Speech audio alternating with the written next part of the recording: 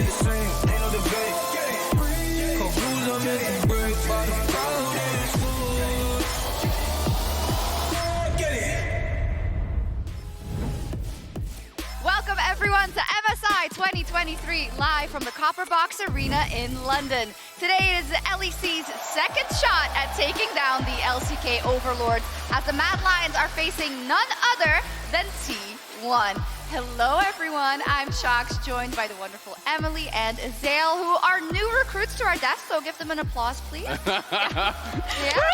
You're doing great, Azael. Oh, thank you, you too. Participation award. Let's hope I get some good analysis or I Just kick like you the right LEC. Hey, you haven't played yet, so this is the only time you can say that. I'll allow it. But hey, speaking of, talk to me about yesterday's series, Azael. I mean, honestly, it came out looking like it was going to be extremely one-sided after the first two games, but G2, I have to give them a lot of credit. They battled back. Game 3 was very strong. They were able to take that one. And when you look even to Game 4, I thought they were in a winning position. You know, I was starting to think, hey, maybe they're going to push it to Game 5. Maybe they can make some magic happen. So I think there's a lot to be proud of for G2, especially coming from what was one of the most dominant international games I've ever seen in Game 2 against them. You know, they really did bounce back well. You're optimistic. I mean, I think, yeah, like, G2 performed better than I myself had expected. They did have a good, in my opinion, stylistic matchup into Gen G. The cool thing I saw from Gen G, though, was not only some of these team fights here, but also the fact that we saw them kind of really want to style on their opponents, which isn't necessarily how I would characterize Gen G watching them in the regular season. So it was like really cool to see, like, for example, Doran just be like, yeah, lock me in the field. Yeah. Like, I'm set. Like, let's go. I mean, they were playing super confident. You know, Chovy even in Game 3, you know, trying to actually chase past Caps, trying to get the kill in the 1v2. Like, they definitely were feeling themselves, I think, a little bit. Yeah, a lot of confidence, and I think that's great to see. They are the first seed coming out of the LCK. They've got very high expectations of their shoulders. Maybe we can pull the bracket back up because we didn't really get to talk about it, because if you're not familiar with the new format, we will have G2 falling down to the lower bracket and Gen G will go on to face the winner of today's game. So we could get a rematch of the final, or we could get Gen G mad, but I think just like yesterday, we should temper our expectations for that. Yes. Yeah. Probably. Definitely. We'll see what happens though, and let's see if G2's performance yesterday instilled some faith in our fans, some copium for our MasterCard fan predictions. I don't think so. But T1 is too popular. It's not fair. No. I mean, I feel like it's also rooted in a lot of realism, the fact that it played out this way. As we see, oh, it's like a choo-choo train. And a massage. Ooh, You're getting a massage. He's looking relaxed. Yeah, is that a Mad Lion scarf? Someone was telling me how they put like one on him or something. It is. Interesting. Cool. You guys have nothing to say about this? No, I mean, it's exciting. It's exciting to see T1 here, right? They've had such a string of solid performances when you come to international. You know, the expectations are extremely high for them. Karzi is showing up. Whoa. That reminds me of that. I don't think I could do that. Something from Well, Fnatic. they're getting pumped up. Niski's doing jumping jacks. Don't tire yourself out. You're gonna. They're like completely opposites. Like FLICKR looks like he's asleep. He's getting a massage. They're just getting pumped up on the other side. In any case, if you weren't happy with the vote each day, you can also head over to @MasterCardNexus on Twitter to participate to help skew those votes a little bit. But let's get into the matchup of the day. T1 versus the Mad Lions. Mad Lions, the first seed coming out of the LEC. T1, the second seed coming out of the LCK. And let's start with Mad because they were hated, vilified.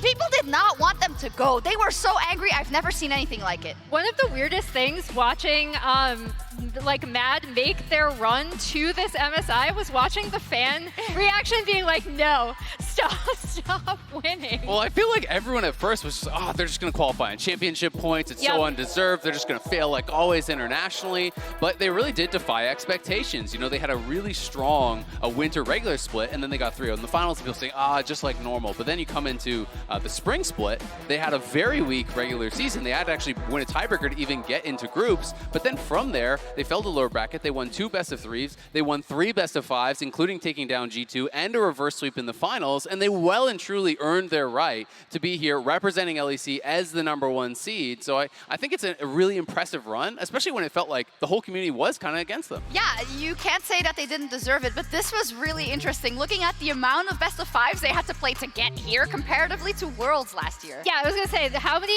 best-of-5s they had to play to get to Worlds last year, which I think added towards this kind of backlash against the team was 0, right? And then they did not perform super well at Worlds. Meanwhile, this is their road to this mid-season invitational, and coupling, like obviously people will talk about the championship points, but this run, to your point, Azelle, is really impressive. Like, they were doubted at every turn. I remember going into BDS series, people were predicting BDS over them as well. And it was really cool to see them step up and kind of prove everyone wrong. Absolutely, and I think as you say there, they don't have the best track record when it comes to international performances, and they're up against it here as well, I think, like, you know, the other European team, G2. So maybe all the craziness that happened in them to make it to MSI, maybe it will continue here. Maybe it won't. But let's hear from the LEC champions ahead of the series as Laura is standing by with Mac in the Verizon Game Day interview. And we're back in the backstage area at MSI 2023 for the Verizon Game Day interview, joined by Mac, head coach of Mad Lions today. Thank you for joining me ahead of today's game. Thank you very much. Big day for Mad Lions, but before we talk about this, People didn't expect to see you here. I really liked the reaction video, the apology video. Honestly, really well thought. But tell me about the public perception and how you worked around this. Is it fueling you guys more? How do you take what the community has been throwing at you? Like, I mean, I think a good coach's job is to take whatever the world throws at you, you know, and find some way to turn that into motivation and team spirit, right? So whether it's good perception or bad perception or whatever it is, that's kind of my job to craft it into a narrative for us and a narrative that stays within our team about what we believe about ourselves. And I definitely think that, you know, if the world's narrative is very different to yours, then that can create like a feeling of solidarity between the players. But how do you reflect on what they've been thinking? I mean, it's not deserved, of course, because if you got there, you deserve to be here. But yeah, how are the players handling it also? Really well, really well. I mean, you know, I don't blame anyone for thinking that we weren't going to win, right? Like, and that's the beauty of sports, right? Is that unexpected things happen, and that's why it's such an amazing story.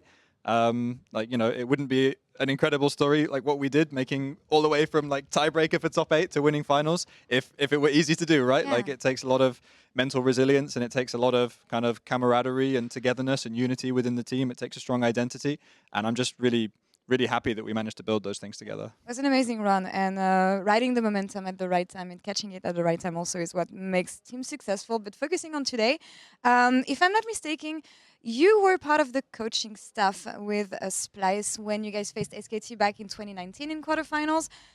Rematch again today as the head coach. How special is it when you have to face T1 and the likes of this Korean team? So special. I don't know if people saw our reaction video, but we were literally like screaming like T1, T1, T1. And when it got announced, we were so happy. I'm a bit gutted that G2 is on our side of the bracket as well. Like, that sucks, but that's life. But no, I think it's an honor to play against such a storied org again. And I mean, last time we played against them, we kind of got like choked out. And it felt very suffocating playing against them. I think today's going to be different. I think we're a much more mentally resilient team now than we were 4 years ago, right? So I'm really excited for it. It's going to be a really interesting matchup and a lot of different systems play style. So I'm really looking forward to seeing how it's going to come up on the Rift. Mac, thank you so much. I'll let you guys focus with the boys. Best of luck today. Thank you. And back to you, Shocks. Thank you so much. I love how the questioning is not like, well, you know, what are the realistic chances to beat him? But it's like, isn't it fun? It's great to play Look with at us. FLICKR. Look at us. How are we Bring it here? all the way. Yeah, but let's talk about T1 a little bit more because they are such a historic organization in League of Legends and so successful at that. But when it comes to the finals, as of late, oh, there's some fans here. There are some fans for T1. It hasn't just worked out the way they wanted. Yeah, so obviously the thing that people have been bringing up going into this tournament, which I think is kind of a specious argument, but T1 have lost 4 consecutive finals, so 2 domestic, 1 at MSI last year, and then obviously the final against DRX at Worlds. So I think they are really hungry to prove themselves because they are still a favorite at this event. This is such a fun team. Look at that. Non-finals, 139 wins to 38 losses. That's ridiculous. This is like the most first world problem ever, though. It's like, oh, we just keep making all these finals. You know, it's like, obviously they're doing incredible to even get to all these finals consistently, internationally and regionally when there's such a high level of competition. Yeah, this format is also excellent for them because there's a ton of non-finals, there's best upper of 5, bracket final, and then lower there's a bracket ton final, of finals there's grand as well. final. They got so much practice. Also, I'm a very glass half full kind of person, and I like to look at this story as they came together in spring 2022, and they've been on the precipice of winning a huge final since then consistently. It's taking just one more nudge in my mind for them to just open the floodgates and go on a winning spree. Will it be here? Who knows? Could be. Could be. Mysterious. Now in the bot lane, it's a battle between the mad scientist supports as Hylissang and Keria are facing off in our featured matchup presented by Mercedes-Benz. Nobody can guess what's going to happen in this featured matchup presented by Mercedes-Benz. All we know is that it will be a banger. The Professor Hylissang will take on one of the greatest of all time, Keria. Keria is going to Flash Blade. There's the ulti from Henry, finds the hook though. Henry's the priority. He's going to be taken down. The prison's a bit late. Both have stood at the peak of League of Legends competition and come up short, fueling their drive further for an international win. With a seemingly endless champion pool, Keria stands as the clear favourite. But the Professor has gone mad, and with Elyoya by his side, Hylissang can truly be unlocked on the map. Hylissang with the Magnus on the slice master coming out with the explosive cast is anti-synergy! For the third time, Mad are your LEC champions! That image of Hilly. He's lifting the cooking. Trophy, it's cool. And then here we've got the chef versus the professor. I mean, it just tells their stories adequately. Absolutely. Sometimes he's cooking up something brilliant. Sometimes he's cooking up some Twitch support. It's crazy. And of course, Hylissang has also cooked up some crazy things, especially in terms of like itemization and rune choices in the past. So the LCK community has dubbed him as the professor in the beginning as well. And as you say it, for Keria, Emily, it's really all about what will be played by this madman. Yeah. And usually we have a graphic for this, but it didn't fit. So Where's was Emily? so Where'd hard. she go? yeah, I would help out because this is like Hilly. Yeah. So this is, shared- for people that don't know, this also- is Keria. shared champions Even more. between Hilly and Keria, and Yeah, then this is- also how they play. You actually All of see Keria's the shared champions all of Hilly's are here. champions, all Yeah. the shared champions. Also, nah. Yeah, get her out of here. Yumi. I think another cool thing to point out is like we've talked about kind of, or like the stats hinted at this as well, the stylistic differences between these two players. Like I feel like Hylissang wants to get out of lane as quickly Yeah. as possible. He wants to roam around the map. You see like a few engaged supports here, like the Pyke, like the Rel. Meanwhile, one of the reasons why Keria was playing a lot of these champions was because they were just destroying bot lane and they wanted anything with push, and they were really leaning into his incredible mechanical ability. And I feel like the supports also just inform the playstyles and perhaps also the juxtaposition of playstyles of these two Yes. teams. Absolutely, and I think that's why it's going to be such a hard matchup for Mad, is how T1 plays. You know, Mad is really about the core three to me, about Hylissang, about Niski, about Elyoya, how they move around the map, and they're really playing bot lane as a weak side bot lane. Karzi's often left on his lone to survive. And when you compare that with T1, who is so bot lane centric, so dominant with Guma and Keria, that they will just run you over. So the big question is, will Mad try to match that strength in the bot lane, or will they still say, Karzi, you're on your own, we're going to get out of there, and we're going to try to dominate elsewhere? Yeah, I'm super curious about that because like you said, it is about that three. Niski has always been a kind of mid laner. We've talked about how he makes his junglers look good, right? He is a jungler's mid laner, and then Elyoya just individually is having a phenomenal, like, come up, kind of. He's been playing out of his mind even when Mad themselves didn't look super good as a team. But by contrast, T1 are just so dominant. Like, this is not, I feel like people still characterize them as like the super slow paced team, and this team has not been that for so long. This is such a fun team. They want to dominate you early. They pick into that. Here's a fight from the game-winning fight in the KT series, which was absolutely nuts, still breaks my heart as a KT fan. Here's Guma just absolutely styling on them. And this is the big thing with him, because I feel like people kind of dropped him in estimation based on his, like, compared to expectations, subpar performance at last year's MSI. But he is so good, not only in lane, but in team fights, like you just saw, and such a massive component of their wins. And this is only one of many factors that's going against the Mad Lions, I think, in this. Oh! Of course, luckily we've got some signs that say the opposite, but Azael, as we only have a few seconds, one thing that Mad Lions have to be extremely careful for going into this game. Ooh, Zeus Everything. as well. I mean, Zeus is such a monster in lane, and top lane's so important for Mad. We'll see if they can get it done. Definitely so. That's all from us here at the desk. Let's kick off another LEC versus LCK clash between the Mad Lions and T1.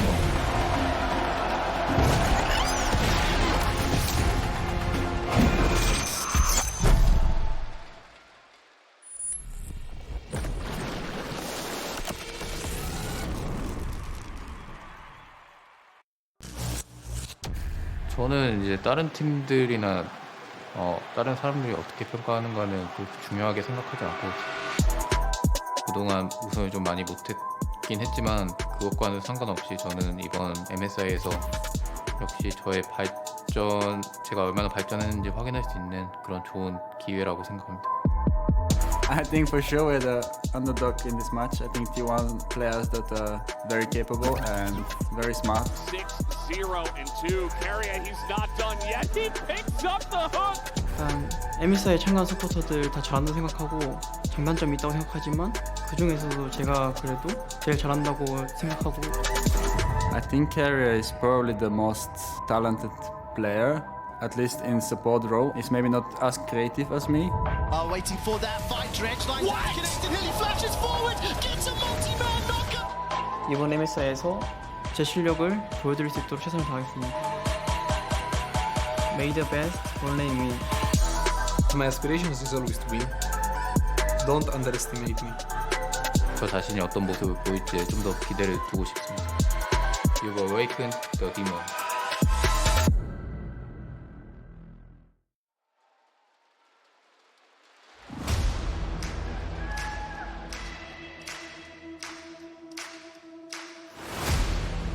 London! It's time for the next clash at MSI 2023 from the LEC, the Mad Lions and Korea's T1!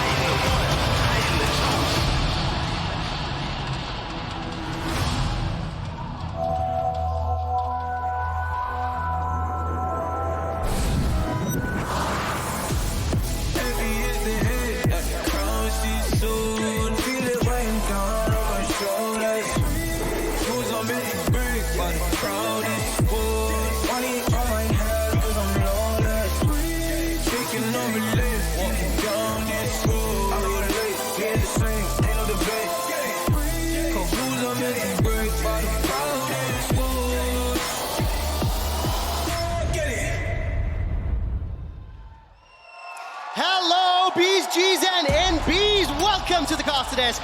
My name is Quickshot, and I'm joined by Koblar as well as Chronicler. The Mad Lions taking on T1. Gentlemen, they're making their first game debut here at MSI 2023. And Chronicler, what do you call an emperor without a crown? I call him T1. I'm not going to fall for it. I'm not going to fall for it. He's got to get his licks in now before the match starts. So, how many international finals have you made recently? So let's move on. Picks and bears. Let's settle down, boys. Settle down. Mad Lions picked blue side. They won the coin toss, and no surprise here at all. Chronicler, we talked extensively about Lucian not making it to the Vampire. Yeah, the Lucian, not a surprise at all. I really like the Nidalee as well, even though there is a running gag for T1 that owner generally doesn't get to play Nidalee. The meta right now has looked very good for it, and he is extremely adept at it. And given T1's aggressive playstyle, great choice. And from the side of T1 bans here, I was looking at the Rakan for sure. Hill was saying they did a great segment on the desk talking about all the picks between these two supports. But for the last 12 games, Rakan has been permabanned versus the Mad Lions. They're not letting Hilly get his hands on it. And notably, the Jace, even though I think the pick hasn't really been very high priority, is of course one of Zeus's most iconic champions. Not gonna be taken here as well. And the Gragas ban is something that FLICKR initially brought out in 2023, but was used by great efficiency by Niski. So do they care about Chasey's Kennen pick as well? That one has drawn a lot of bans. They're going to go for jungle instead. No Vi here for that point-and-click lockdown. Well, that Kennen just, by the way, 8 games played for Chasey. 8 wins for Chasey, and it has been one of the tournament-defining picks. It's Harvard, it's Interlocks. And we saw this yesterday. Gen G did this as well. They left open the cannon, was picked up repeatedly, and I'm wondering what the response is going to be. A lot of the comfort picks that usually we see T1 go for, like the Gnar, not as good into the cannon. The Cassante, though, has come up. Even though the laning matchup isn't great, a lot of LCK teams have used this as a deterrent, and the ability for the Cassante to mark cannon in team fights and get him away from the backline as soon as possible has worked out for some teams, not so much for others. Yeah, the Cassante, very popular in all regions. In fact, quite the versatile top laner up there. And the Aphelios for Gumayushi. Looks like this one is going to get locked in. Massive, massive pick for him as an individual. Huge, huge plays. And Guma, speaking of the differences between previous MSI and this MSI, huge glow up for him. He seems to be now the most reliable player on this team. And while you usually want to pair this with Thresh, watching Champions Queue, Keria also has been spamming his Tahm Kench, which is one of the most safe Tahm Kenches in the world. So they have a couple options to pair with that Aphelios. Particularly given that with the Annie, and especially if they log this in, Mad is playing extremely aggressive here. I think the power of a Kench can be very, very strong. Additionally, Carry is one of the most aggressive Kenches. Actually, if you haven't seen it yet, and you think Tahm Kench is boring, he will try to convince you otherwise. I mean, Keria and boring are not two words you'll ever hear in the same sentence. I will say this, Annie, obviously for it being somewhat of a flex pick, Niski has only played that game once. It was a victory. Hylissang does have 20-plus games on that champion, so will be some flexibility in where they want to pop that down with the Lulu now being locked in. Very intrigued to see whether or not the Kazi champion pool is going to be banned. I think, Kobe, we were talking backstage about how Kazi into Guma might be one of the biggest mismatches as far as these two teams are concerned. Yeah, especially with the different focuses of these two teams, with Mad Lions having so much focus towards the top side of the map and having Hilly roam. We'll see if they actually get that in this first game of the series with the Blitzcrank banned out here, trying to ban away some of the playmakers here from him. Yeah, also see that T1 also isn't sure yet where this Annie is going to go, so Mad does provide themselves with some flexibility here. But I am wondering, because if the Jinx does end up being picked up, we have seen the Aphelios play more and more aggressive into the Jinx matchup.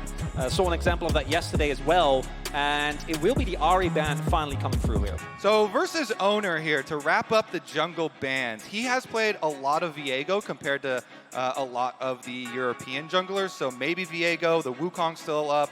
A lot of options here still. I mean, a lot of Viego. 39 games out of the 250 on Viego, the second most played champion for Owner. Lissandra as well as Ahri were the final 2 bans.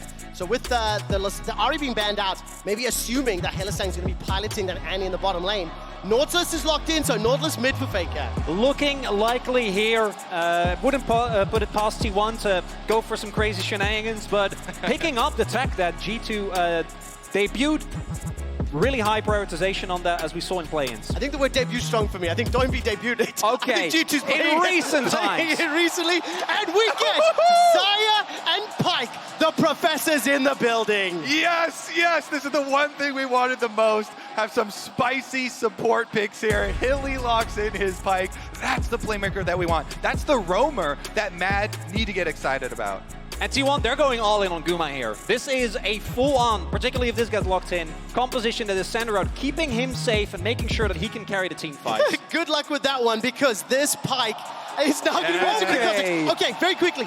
37 professional games for Hylissang on Pyke, 70% win ratio. Incredibly impactful. Kobe, let's zoom out. Tell me what you see from these comps and how they want to win. I mean, just as you're talking about, all the focus being on Guma here and this Aphelios, and he's going to be what wins you the team fights, but they lock in the Kha'Zix, the recently buffed up assassin jungler here for Owner. So super excited to see him. Whenever you have a meta and there's so many of these playmaking mid laners, you have to think they're going to start throwing in these carry junglers, and the balance team was so kind to buff up the Kha'Zix and the Nidalee just in time to pair with all these Gragas, Nautilus, Cassante mid players. So now we get to see FLICKR and Owner. FLICKR and Owner, baby. Nautilus, Kha'Zix. And it's really important here for T1 that Guma stays on parity, because I do think the composition can struggle if that 80 carry Carry falls behind, they will be lacking damage. For Mad, it's kind of the opposite. They have damage in spades, but if they can't actually get to Guma, or they fall too far behind early, they can really struggle against all the CC that T1 has. I mean, that's what we really need to see, because coming into this match, in terms of how Mad Lions have played domestically, it has been very focused around that top half of the map. Aljoya has got the highest jungle proximity around his mid lane of any remaining jungler. We know he likes to set Chasey up. First pick Kennen means it's going to be an interesting start to this game, as well as Aljoya playing that Lee Sin. So London, ladies and gentlemen, everybody else, let's get into map 1. Summoner's Rift of this best of 5. Winner advances to face Gen G. And the loser will drop down to the lower bracket. Straight out of the gate, Kobe Mad Lions are making a mad dash to the bottom lane. And the Professor has a sweeper. Pyke with sweeper start here for Hylissang. 5 members bottom. They're going to make a hard push into the blue quadrant here for T1. Of course, you can see there Mercedes-Benz featured matchup between these two respective bottom laners, Keria and Hylissang. Hylissang's definitely the man to keep your eye on, because then you combo him with the Annie, with the Kennen, with anything that the Lee Sin is going to do. Obviously, huge impact. And of course, for Mad Lions, if they do get that snowball rolling, they've got that damage, they can burn through everything T1 puts in front of them. And the difficult thing is, whenever you're running a champion like this, if you're trying to find those roam windows for Hilly, then you kind of have to first get some sort of pressure in bottom lane, you know, some jungle or mid ganks or something down there to be able to give you those timing openings and some time here for Hilly to work his magic. Otherwise, in lane, Guma and Keria will be a scaling. And that is something that I think T1 is going to look towards when it comes to keeping Hilly in lane.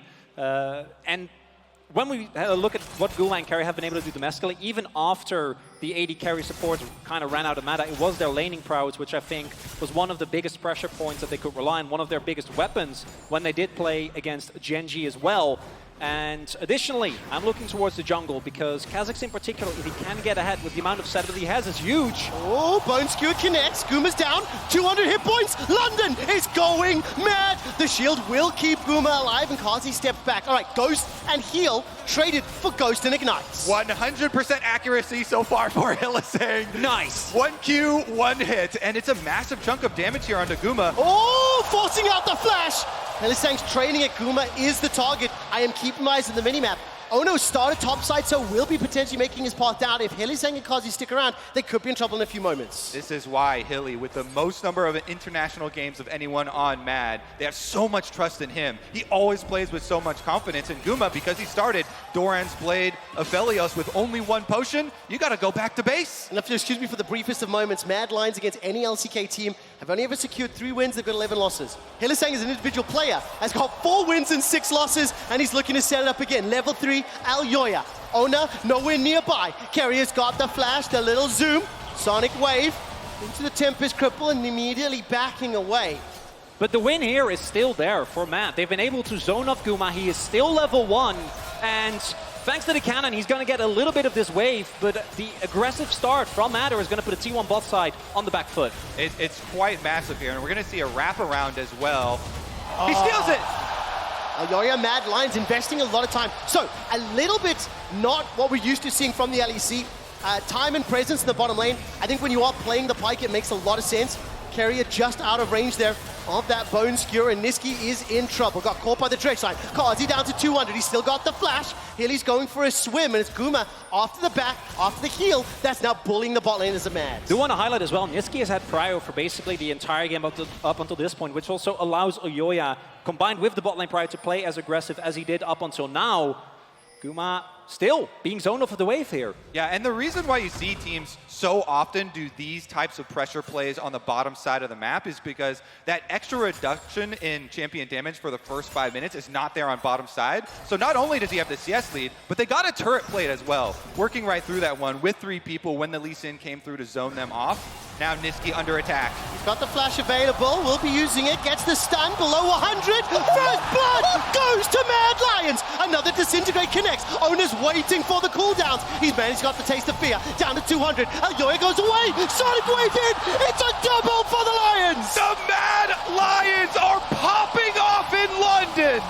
And Owner thought that he flashed over the wall. And as a result, he went in for the flash and immediately regretted his decision. This team, this Mad Lions, that was 8th place in LEC, and everyone was so worried about squeaking into playoffs, are really showing up early here on the international stage. Channeling a little bit of that energy that the Golden Guardians has as well, defying all expectations. And for Niski, it is his first professional match against FLICKR. Gets jumped on by Owner, backed up by Yoya, so this Lee Sin is off to a great start. 2-0. 1,000 gold lead at the 5-minute mark, and as expected, Kennen is continuing to apply pressure in the top lane, but CS numbers are pretty much even across the board. So as we take a look again at this, Chronicler was such a great call out, Owner assuming the flash went over the wall. And they don't have vision, right? So the moment that Niski flashes here, Owner, having already used his leap, he thinks that he flashed over the wall. So this play from Niski is what wins them the 2v2 and picks up an early double for Ayoya. And in a carry versus carry jungle matchup, particularly when you're Lee, getting an XP lead over Kha'Zix and picking up this much early gold is monumental.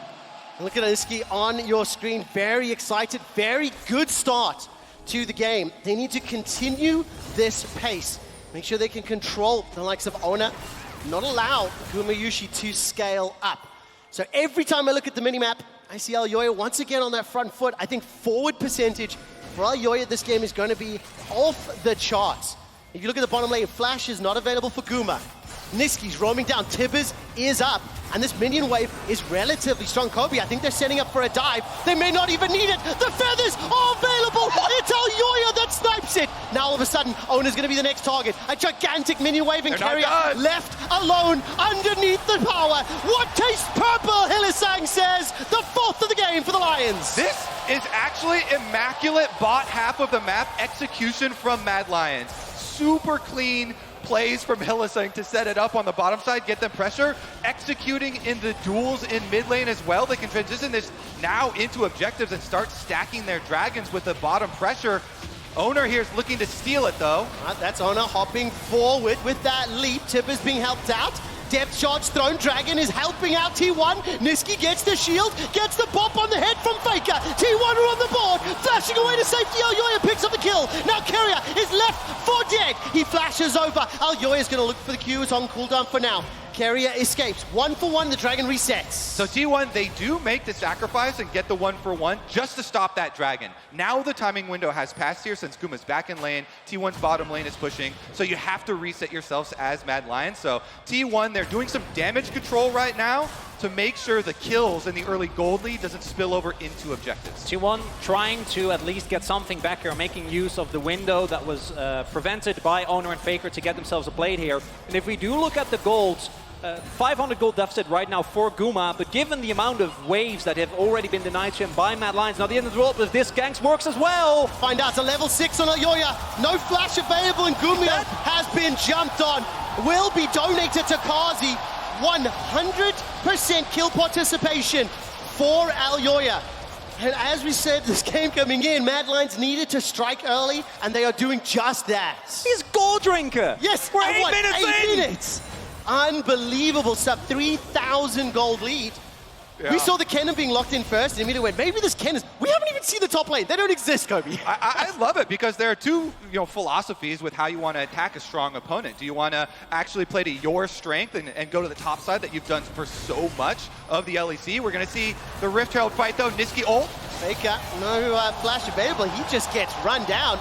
Another kill secured. I mean, look, the fans here in London are flabbergasted. And T1 is just scrambling, right? They're so used to being ahead in the early game and having tempo advantage no matter where they go, having the setup advantage. But right now, that's just not the case.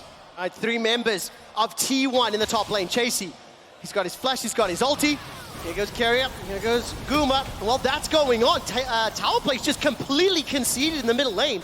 With FLICKR's death and no teleport, that's 2 plates secured already. A third might also fall. Yeah, so if we calm down a little bit right now. I don't want to. With all of the hype, T1, this is again some more damage control. Here we go, Hilly though. Owner has found Hilly and just destroys him. Absolutely destroys him. Solo kill there, and that is crucial. Slows down their push, buys some time for another plates in the top lane. And you have to recognize how smart the damage control from T1 is, because they have to get out of that losing situation, so they make the early swap to top side, while they've got Aphelios with the white gun here, try and move away from the power and the snowball of Mad Lions and get some turret plates and get some gold back in their favor to try and stabilize a little bit. That also allows Owner to get this pick onto Hilly, because they know Hilly just flashed on bottom side, trying to get his stun onto Guma. And no flash on Pyke means nice kill for Kha'Zix. And if Owner doesn't get that kill and fake Mad Lions are able to get this mid lane turret and really take full control of the map, now T1, it's standing for now. I don't know how long FLICKR by himself can hold on to this. It's going to be a really tough one. 4K gold deficit here in 10 minutes. Chronicler, a stiff breeze is going to knock over that mid turret. It's Maybe so look at it low on angrily. him, but that's what the plan is. Well, that's happening as well. The bottom tower is also under siege. So as you mentioned, Chronicler, 4K gold lead. Mad Lions this time will be met with resistance in the bottom lane. Teleport is available for FLICKR as a potential dive was set up. It's going to end up fizzling. And Niski's now returning back to the middle lane. By the way, Dragon is still standing, so that's that first Drake of the game. It's been heavily delayed. Will not be one of those win conditions. Bone Skewer, sidestep, and FLICKR will get pulled backwards. He throws out the mine. The Tibbers is dropped. FLICKR's burning. Dread's lighting! Get from below! As Mad Lions get another! If you don't love Hilly at his int, then you don't deserve Hilly at his kills here. Massive stuff from him. Bottom lane plays over and over and over. And that was our big question at the beginning out of Champ Select. He has been mid lane over and over here. He's making a big difference in the FLICKR matchup too. Getting some extra kills for Nesquik. They get the tower as well. I mean, Mad Lions, they've had some very intelligent plays as well as a lot of extremely well executed plays here versus T1, and that's what you have to keep up. And what I love from Mad is how incredibly aggressive they are continuously playing. Because as you were saying, Cobri, T1, we're attempting damage control. Oh, damage control here. Time to go all out. For strikes. Slicing Maelstrom. Chases below 200. The tower will not help. Zeus with the solo kill. Important moment here. Getting that Cassandre Fat means that maybe that front line can buy some time for the rest of T1 to keep it going. Chronicler sounds a little bit like Hopium as far as I'm concerned. One kill and even CS. It is still a 5,000 gold deficit. This is a phenomenal lead for the Mad Lions. They also picked up the first tower fairly early on the game. The average throughout MSI to this point is around 14 minutes. They're 3.5 ahead of that curve. Yeah, what I was saying before Zeus rudely interrupted me with that solo kill is that what I really love from Mad is that they're not really giving T1 a big window to recuperate. It's dive, it started level 1, then it's the flash immediately afterwards, then it's dive, after mid play, and T1 are clearly scrambling. And then Zeus here with the Q3, able to get it, dashes back in. Needs to build up some hope here for T1. You talked about it, touched about it in Champ Select. It's all going to eventually come back to Gumayusi and this Aphelios possible carry for T1. That's why, you know, Mad Lions for this whole game have been attacking that bottom line, trying to deny him as much money as possible. I mean, hopefully just before the next engage happens, Bone Skewer's out. That will catch, and that's a route there onto Hilly. I do want to highlight 3 mythics already for Elyoya, for Niski, for Kazi. As all of a sudden T1, they smell it. They see what's happening, so they're backing away. No slicing Maelstrom for Chasey. Not many minions to work with for T1. Uses that lightning rush away. Gets the stun. Towers onto Zeus, though. Owner's going a little bit low. Another stun connects. The tower, not enough. One last shot does it. It ends up being a 1-for-1 trade, but the tower also goes to Mad. So net positive so far. Can T1 do damage in the mid lane? Yeah, quite good here for T1 to get a turret plate in mid lane. Plus, they're going to be able to have Kha'Zix push on the top side. They delay a long time in actually getting turret aggro here. They were waiting for Kennan's E to actually run out, but that meant Zeus had to take so many tower shots. He does go down. Still, really big comeback play here for T1. They've got a lot of work to do, though, I have to say, with how big Mad Lions early game look was. at that goal difference on the bottom of your screen. What's that? Plus 2K just in the jungle. 1-5 in the mid lane. 1-3 in the bottom lane. It's getting bigger. That's going to get even bigger. Hylissang and Kazi, as well as the rest of the Mad Lions, have not let up the pace. And Chronicler, I think you really accentuated it. T1 just don't have a chance to breathe. They don't have time to create their own opportunities. And this is not a situation that T1 finds themselves in very often. Gen G is a team that's notable for, yeah, maybe they go behind, but their macro around the map, their team fighting, always allows them to have an opportunity, even disregarding team compositions here, with how far Guma has been put behind, and looking at the team fighting power that you have with Annie, with Zaya, with Cannon, who are all fed and have a fed Pyke. It's not something that T1 generally is known for. Plus, T1 are going to lose all of their outer defenses so early in this game. Last outer tower right now being taken by Carzzy. Not only is that a bunch of extra money into the Mad Lions carry here, but... Well, JC, feeding here for Mad Lions. The only member that's only marginally ahead gets a lot of damage onto Ona. Wild growth, not necessarily needed, but all of a sudden, there's another setup. FLICKR gets the dredge line. There's not enough support coming from the rest of the squad. I mean, all three outer towers down before the average of the first tower here at MSI. Death from below is available. Depth charge thrown out once again. Using that hook to pull to safety. This is a 2 versus 4. Flash forward. Hilly is going to need to dive. Getting away for now. Down to 200 hit points. And Guma Gale forces forward. He gets the kill. Here comes Carzzy. The feathers, they fly. That's 1, that's 2. And Mad Lions push T1 back. Mad Lions strike it back. Yeah, Guma does the flash Gale Force for the execute, but that means he's face first into Carzzy, who collects another one fresh off of his recall from the top side of the map. And they're going to have another dragon problem to deal with pretty soon. And I think it's fair to say that's kind of like chasing the loss. T1 are in such a difficult situation. Any gold is good, but unfortunately they overstep just enough for Mad Lions to punish. And Zeus might be in trouble here as well. Let's find out. Here we go. That's a great ward hop into the kick. Landing absolutely everything. And I mean, Zeus, just in a 2v1, what can you do? Surviving a lot longer than I was anticipating. And that is a tiny bit of hope. But the thing is, it is still gigantic deficit. Even if Zeus can stay alive in team fights, the rest of the squad are going to melt so quickly. Okay, so here we see the replay where Owner did use his flash to get the kill onto Chasey. But then the chase is really, really strong from T1. They feel so desperate right now because they are this far behind. So they're trying to create those crazy comeback plays. Hylissang kind of senses that it's coming though, and he kites them back pretty far. A lot of flashes being blown here. Look at these. There's only a flash for Zeus now for T1. Gonna make it very hard. T1, are they actually going to contest this Drake? I don't think they should. I don't think they should, Trevor. What is the other plan? Kobe, here we go. They definitely should not, because there's teleport already on Chasey, and he uses it now. All right, 3,000 hit points. 2,500, 1,500. It's secured by T1. Zeus is the immediate target. That's all of a sudden the Moonlight Vigil fight. T1 have belted through the hit points for now. They've stood toe to toe. Ona is forced away. Chasey finds him. Slicing Maelstrom, but it's at the cost of Nesquik's life. 4 members of T1 going backward. They get the hook onto the little hamster. And the death charge onto Carzzy. How the hell are T1 doing it? They managed to win the fight. Down 7,000 gold. Elyoya's running for his life, and Carzzy's trying to find time. Trying to find the feathers. He's rooted up FLICKR. He needs one more, but he simply can't do it. Guma's the next target. Feather storm out. Carzzy wants to close it out with the help of Elyoya. Somehow, Mad Lions bring it back from the jaws of teamfight defeat, only for T1 to shut them right down. This fight has gone on so long that Niski's been able to respawn and teleport back in. All of a sudden, Niski, can he catch FLICKR? Looking for the Incinerate to disintegrate, but FLICKR's too. Tonki turns it around again. Zeus the next target. Depth charge again. FLICKR finally down. Niski running for his life, but it's T1. It's T1. This is madness! All of the shutdowns here going over. T1 are trying to make it scrappy to get them back. They got an objective bounty shutdown on the Dragon, and they got the 2 big bounties, Elyoya's and Carzzy's, in the end of it. So even though Mad Lions do chase down and get a bunch of kills onto T1, the more scrappy like this, the better for the possible comeback.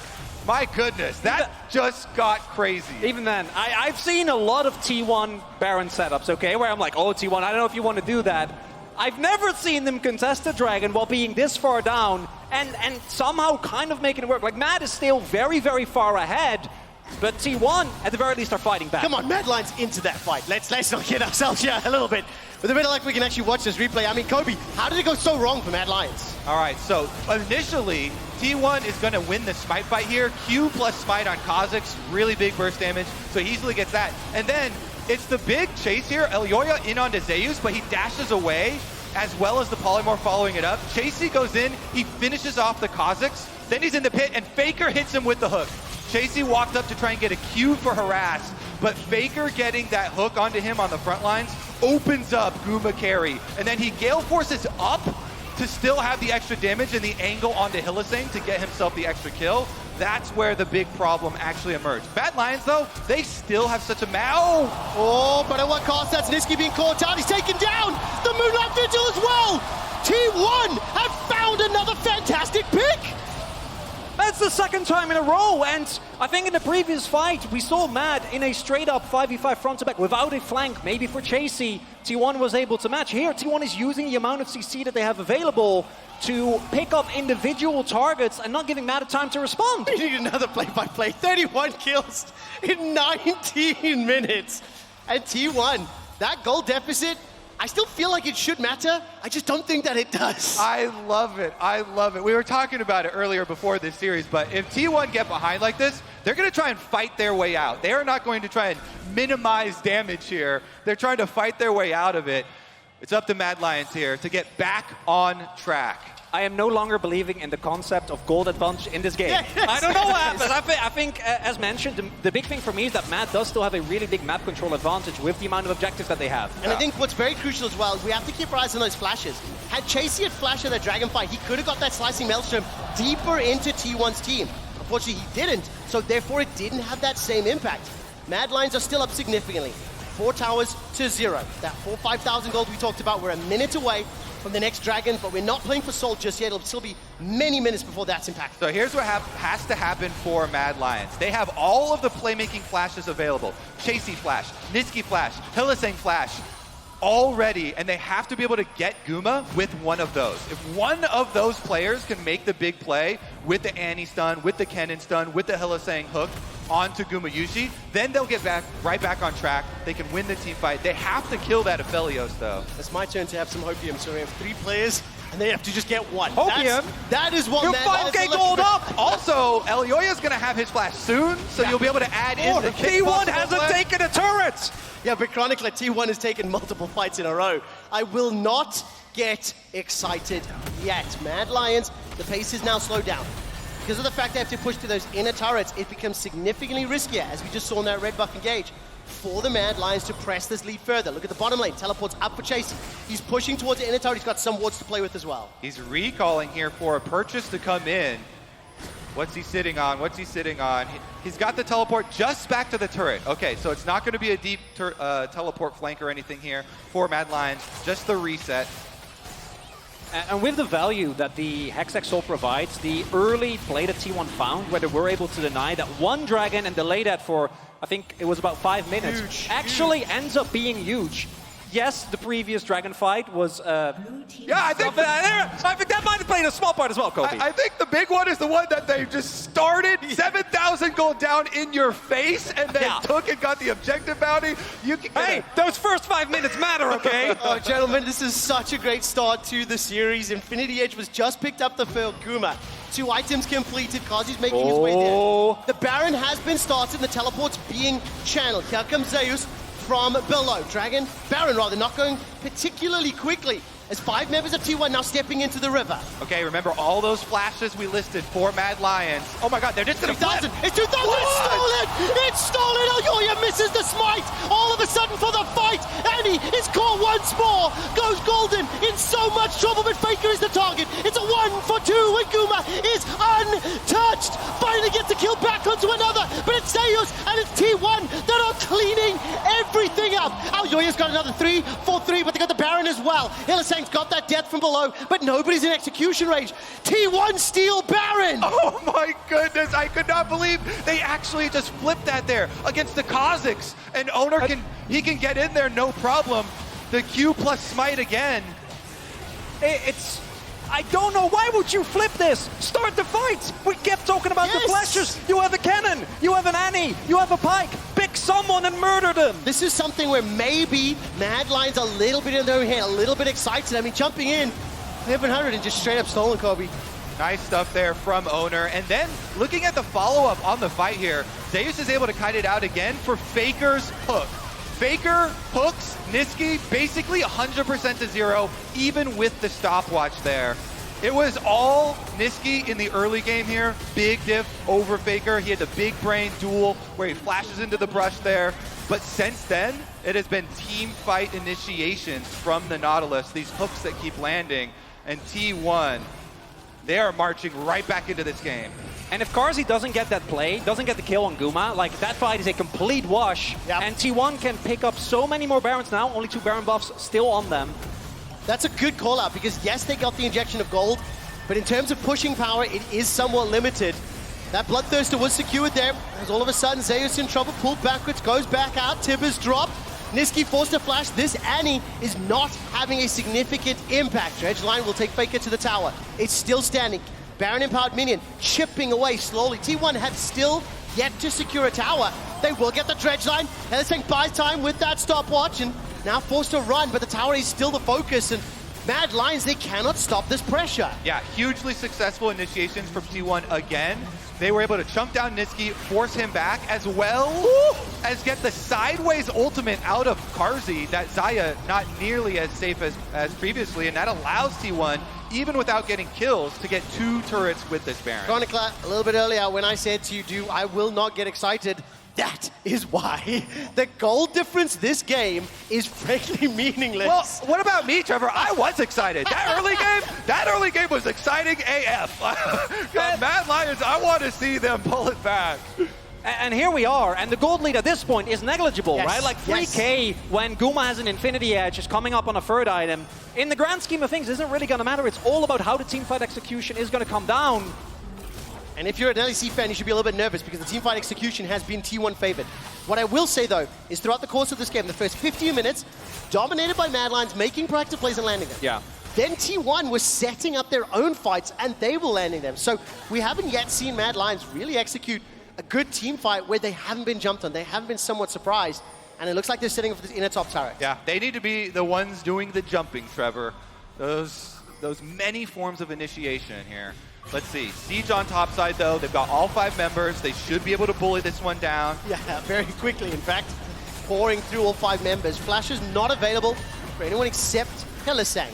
Those Hextech gates going to bring members of T1 forward, and we're 40 seconds from the next dragon spawning. It'll be the 3rd for Mad Lions, the 2nd for T1. And I do want to reiterate just how valuable the Hextech Soul could be for the entirety of Mad Lions. Zeus, he's going to teleport to the bottom lane. Remember, because Dragon is the objective, push that mid lane, push that bottom lane, push the Vision into Mad Lions territory, and T1 inside the river first. And right now T1 gets the ability to set up Vision, and that was, to me, one of the biggest problems that Mad had in the first fight. With how far ahead they were, with how much control they have ahead of the map, you should be able to choke out Vision and set up flanks. I mean, that Umbral Grave from Ona has done so much value. It was the first item he picked up. FLICKR once again finds the initiation, and Guma just melts Mad Lions. That Moonlight Vigil depth charge was beautiful. Once again, FLICKR hits a hook, and Niski is dead. His body hits the floor as Guma initially goes in, and that means your Dragon, unless Hilly? No, I don't think it's going to happen. I mean, right now Niski is screaming, have you seen my bet, Tippers? Because I haven't. You've been dead so many times in these team fights, has not had that impact. T1 will secure their 3rd tower, their 2nd Dragon. That gold lead means nothing, and all of the momentum has shifted to the LCK 2nd seeds. And now all of a sudden, if you look at the Mad Comp and you're not able to play out the front to back, if Hellesang can't get a hook, if Chasey can't get into the backline right from the get-go, and even then, as we saw in the Baron fight, Zeus has done a great job of keeping him out of fights. If Niski can't find or doesn't go for a flash engage, this is just going to keep playing out the way the last, 5 team fights have gone. Yeah, Guma is able to finish his Lord Doms after that, so he is going to just blow anyone up, who any T1 member He already catches. is. Yeah, you thought it was quick before. And I think it's also important to note, there is no real front line here for Mad Lions. You know, there's no real tank, so even though they've got a lot of damage themselves, look at that from Ona. He leaps forward, does Taste of Fear, and Hilly loses, 70% of his hit points? Now, I will say, I've been a bit of a downer on Mad Lions for the last 10 minutes of play, which is fair.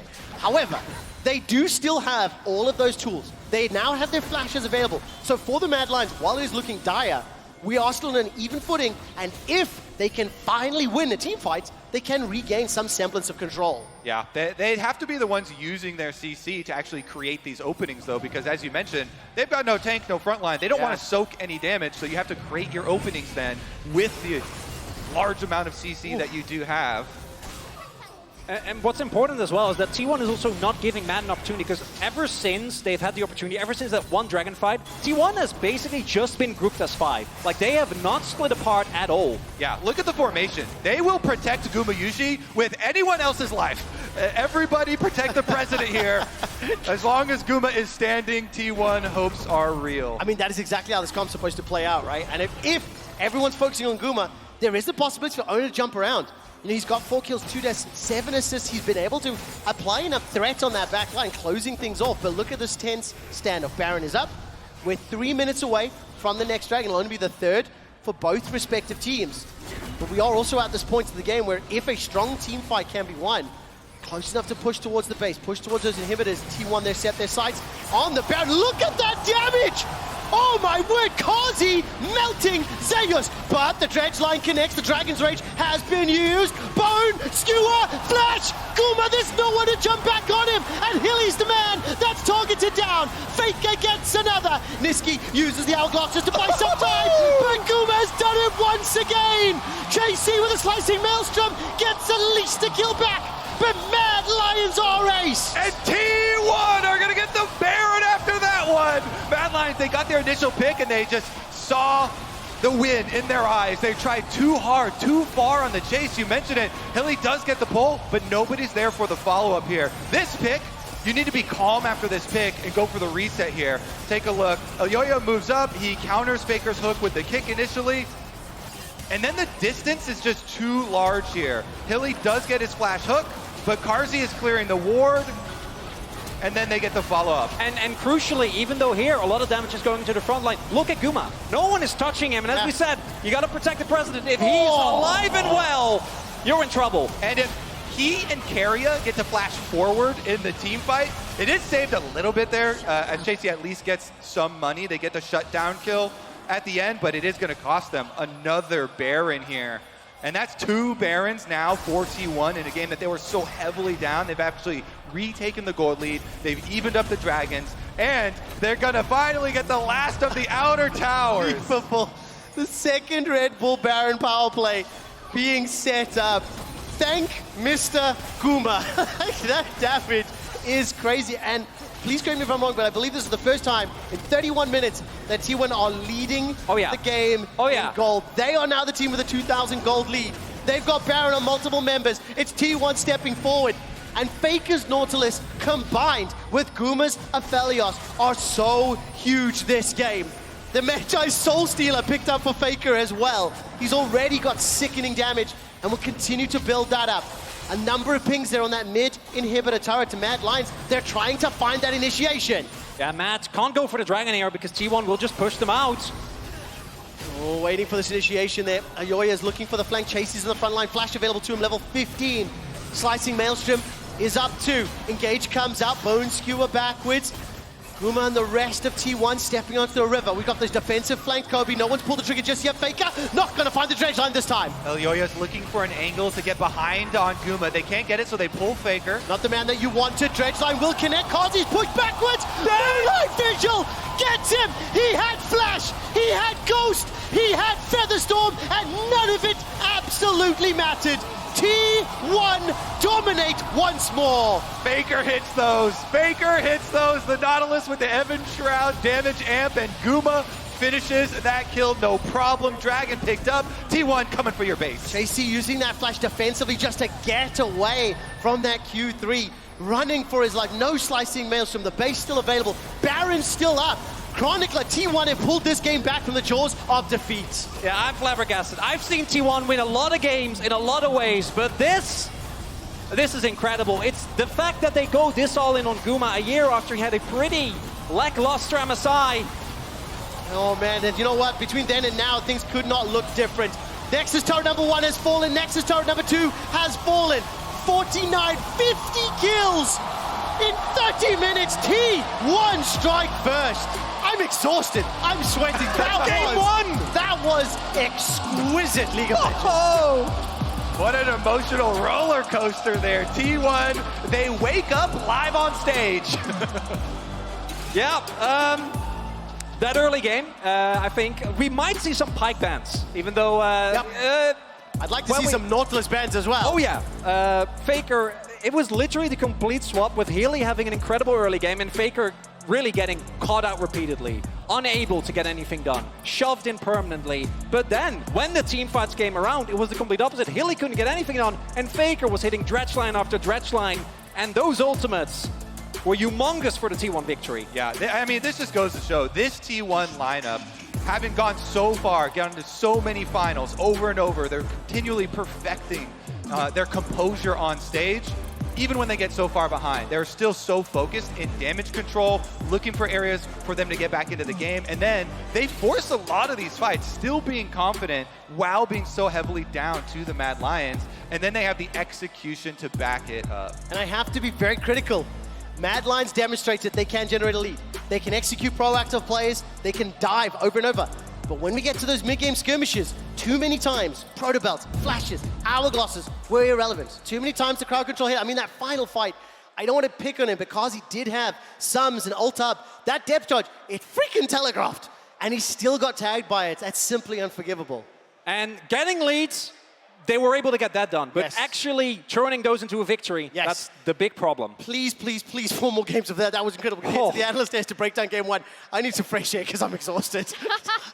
Me too, and I was just watching. I'm not going to pretend I'm not malding because I am. But it was my God. also an unbelievable game 1 in this series. I mean, it had it all. And unfortunately for Mad Lions, it didn't have the spurt they needed to the finish line. And to T1's credit, how can you keep your cool so much and let them come into your waiting arms and punish them so hard?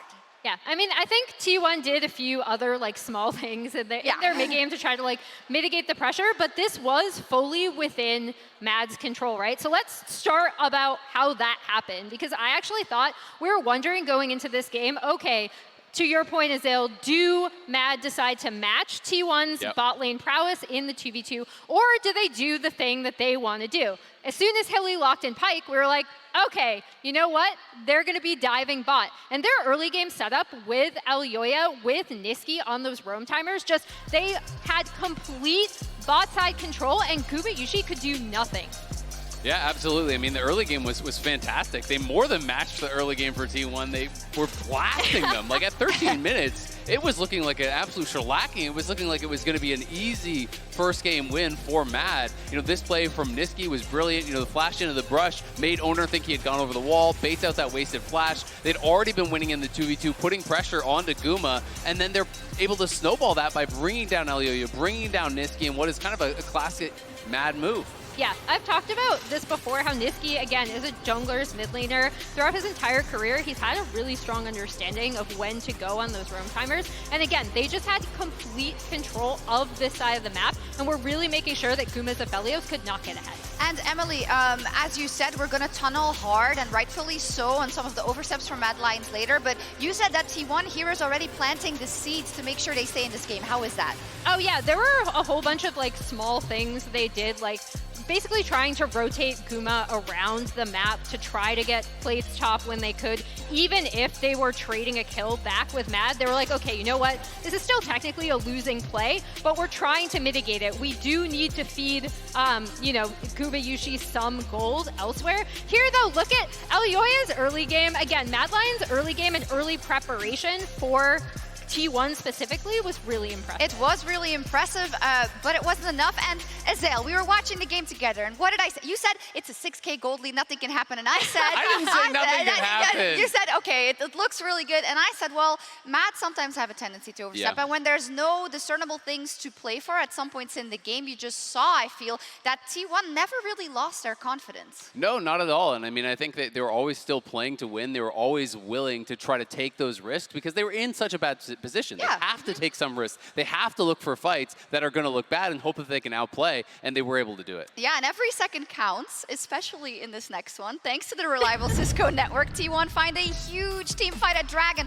while 7K down, and it goes on and on and on. I mean, this one was just unbelievable from Gumayushi for me. The amount that he got done in this fight was truly incredible. Every single Q he's shooting out, he's hitting. Every single skill shot that's coming his way, he's able to dodge out on. His positioning was perfect. perfect, and it really had to be because he was the only one who could potentially carry this fight. The first Q tags onto Carzzy, getting the damage in there, throws up the ult to follow, he's chunking them down, he's pushing forward, he sidesteps that first hook coming through from Hylissang, and then as he goes forward here, he's able to kill off Nisqy, another sidestep on a hook there, and he holds the Gale Force here so that when they actually re-engage this fight, as he's going up, he's going to be able to still have that available to dodge once more. Like, he's playing so on the knife's edge here. This was just incredible.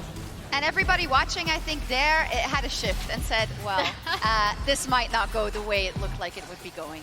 Well, and this is what I was talking about with Kumeyushi going into this matchup, right? It's like, it's not just that they have such a dominant pushing 2v2 lane. It's not just that they play for this game. And I mean, on the other side, this fight continues to go forever. For so long with the reinitiation here, and we're going to see again kind of where Mad overstep a little bit in a few with the Hexgate play this here. This is the same replay, by the way. From T1. Yeah, this is still going. But I do want to talk about Guma as also a late game win condition, right? Because I feel like that's something that people maybe didn't have as much confidence in him despite an insanely impressive performance throughout all of last year. And so not only is he really great in lane, even though Mad did their best to target that specifically, he's also insane in these. I mean, to me, it was a great showing from both sides, and I think we had the classic Carzzy overstep at times, but comparatively to what people's expectations were for how this was going to go, they went toe-to-toe. Well, and Carzzy, I think he's going to get flack because he died at the end without using his sums and whatnot, but the reality is, I thought he played a really good game. Like, he was actually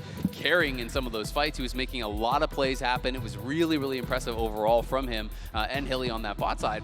And I think really, you know, if I'm Mad and I'm reviewing this, I'm just actually going back to that dragon fight that we watched, and I'm really regretting not just full sending it onto Guma, because there's that one moment where Guma's actually stepping forward in the fight where he's pushing in and he's killing off Nisqy, and everyone from Mad really in that moment needed to actually turn onto him and just focus him down, because the Aphelios was the only chance I felt T1 had to carry that fight, and he just made magic happen. It's not something you see every day. And it's cool because we started off the day with talking about kind of the supports and how they informed how these games are going to be played out, up, because we want to cross off the ones that we had. I am not as tall as you. I'm just only slightly taller, don't. Okay, so Pyke. Want to circle this or? Maybe go like. Check. I don't know. Yeah, we did not prepare this. We did not prepare this. But it does feed into the story, I think, a lot. Because the Lulu, obviously, it's part of the game plan and also what allowed Guma to shine throughout that game. Can I also point out Keiria's self-ultimate to engage in the middle of one of those ending team fights? That was hilarious, and I think kind of a quintessential moment to show you what type of player Keria is. Yeah, absolutely. I mean, it's like Chronicler was talking about, you know, the Keria Tom Kench and how he plays it aggressively. This guy wants to play everything aggressively. He's flashing and he's self-ulting. We don't need to mention that Kumeyushi died. Maybe if he had that ultimate for him, but it was a pretty incredible comeback from T1. And now my biggest question for Mad is, you know, how are they going to be doing mentally? Because I think the worst games to lose are the ones that you know were fully in your hands, and that game was well and truly in their hands to win. Right? So that can be a frustrating loss, but they went right at them, and they were dominating in the early game. So if they can repeat that, they just need to clean it up a little bit in the mid-game. It's a great point. Will they now falter? Will they lose it all? And will T1 catch so much momentum from this? Already over here. No, it's a question. I'm throwing it out there. I feel the doom radiate. No, it's like I have to ask the question, so when they turn it, it's storytelling. Yeah, there we go. Okay. Anyways, our arm hurts. Let's see how the Mad Lions recover from that game as we're heading to a quick break. We'll be back with Game 2 after this.